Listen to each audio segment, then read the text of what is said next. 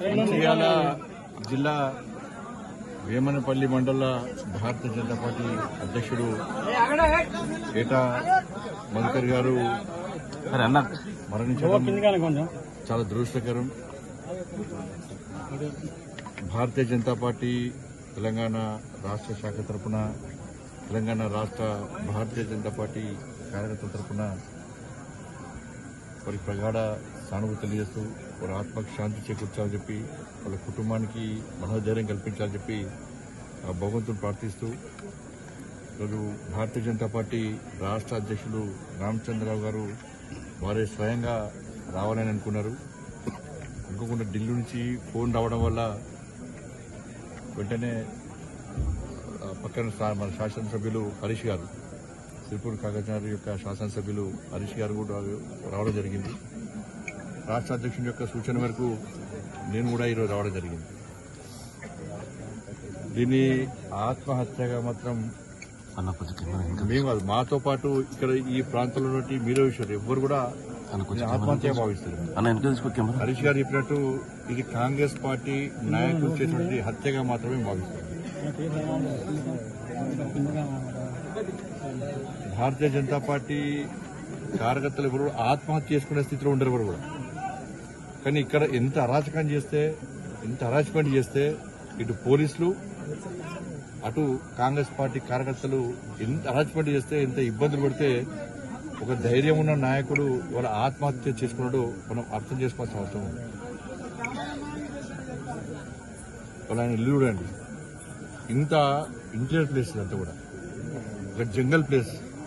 ఈ ప్రాంతంలో కనీసం ఇల్లు లేదని పక్కకున్న గుంట జాగమ్మి ఇలా బిడ్డల పెళ్లి చేసిందంటే ఎంత పేదరికం ఉన్నాడో ఒక్కసారి మనం అర్థం చేసుకున్నాం.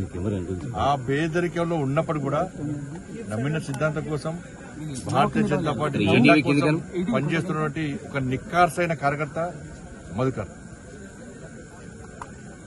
గతంలో మా దురదృష్టం ఏంటంటే, మేము గతంలో భారతీయ జనతా పార్టీ కార్యకర్తలందరం కూడా తెలంగాణ రాష్ట్రంలో బీఆర్ఎస్ పార్టీ యొక్క అవినీతి అక్రమాలు అరాచకాలకు వ్యతిరేకంగా మేము కొట్లాడినాం. కాంగ్రెస్ పార్టీ ఏ రోజు కొట్టాలి, కానీ ప్రజలు ఏం నమ్మిరో ఏం చేసిరో మాకు అర్థం కాలేదు. ఓట్లు బీఆర్ఎస్ కు వ్యతిరేకంగా ప్రజల కోసం ఉద్యమాలు మేం చేస్తే నమ్మి కాంగ్రెస్ పార్టీ కొట్టేసారు. ఇవాళ మా పరిస్థితి ఏంది?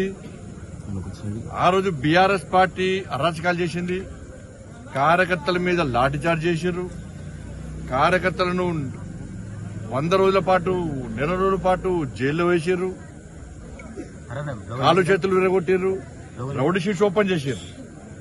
కానీ అయినప్పుడు కూడా భారతీయ జనతా పార్టీ కార్యకర్తలం అందరం కూడా ఇవాళ బీఆర్ఎస్ పార్టీ అరాచకాలకు వ్యతిరేకంగా మేము కొట్టాను. ఎక్కడ భయపడలే. కానీ ప్రజలు నమ్మి కాంగ్రెస్ పార్టీ కొట్టేస్తే వాళ్ళ కాంగ్రెస్ పార్టీ ఏం చేస్తున్నది? ఇవాళ బీఆర్ఎస్ కంటే ఇంకా దౌర్జన్యంగా ఆత్మహత్యలు చేసుకునే స్థాయిలో ఇలా విరుచుకుపడి ఇలా ఇంత దౌర్జన్యాలు, ఇంత దమనకాండ చేస్తున్నంటే ఇంతకంటే సిగ్గుచేటి ఇంకోటి కాదు. వాళ్ళేమో అట్లా వేసారు, వీళ్ళేమో ఇట్లా వేసారు. ఇంకెన్ని రోజులు భరించాలి మీరు చెప్పండి? తెలంగాణ ప్రజలు ఆలోచించాలి. ఇవాళ మధుకర్ అనే కార్యకర్త గురించి ఇవాళ ఇటుపక్క కార్యకర్తలు, అటుపక్క ప్రజలందరూ కూడా సామాన్య ప్రజలు, ఆ చిన్న చిన్న అమ్మాయిలు, మధుకర్ అన్న మావాడు, మాకు ఆపద వస్తే, మాకు కష్టం వస్తే మధుకర్ అన్న మమ్మల్ని ఆదుకుంటాడు. ఆ రోజు కూడా చిన్న చిన్న పిల్లల డీజే వల్ల ఎగిరి పడితే పరిస్థితి ఉన్నది. బాగా తప్పదాగి ఫాల్తున్నా కొడుకులు అందరూ కూడా ఇలా డీజేలు పెట్టి ఇబ్బంది పడుతున్నారు. మా గుడిసెలు మొత్తం కదులుతున్నాయి. ఇంట్లో ఉండలేని స్థితిలో ఇవాళ మేము మధుకరణ చెప్తే, మధుకరణ పోయి ఇవాళ పోలీసులకు చెప్తే ఇలా దాన్ని ఆపాల్సిన పోలీసులు ఉల్టా కాంగ్రెస్ పార్టీ నాయకుల యొక్క ఒత్తిడి తలొగ్గి వాళ్ళ ఇంటికి వచ్చి పోలీసు అధికారులు వచ్చి ఇంత అరేంజ్మెంట్ చేయడము, వాళ్ళ కుటుంబ సభ్యులను తిట్టడము, ఎస్సీ ఎస్టీ అట్రాసిటీ కేసు పెట్టడము, అత్యాచారం కేసు పెట్టడము. ఇది ఆలోచన అర్థం కాలేదు. ప్రభుత్వాలు గతంలో ఏమైంది? బీఆర్ఎస్ పార్టీ అధికారంలో ఉన్నప్పుడు గిట్నే చేస్తే ఇవాళ అధికారుల పరిస్థితి ఏంది? కోట్ల చుట్టూ తిరిగేటువంటి పరిస్థితి వచ్చింది. ఏ ప్రభుత్వం శాశ్వతం కాదు.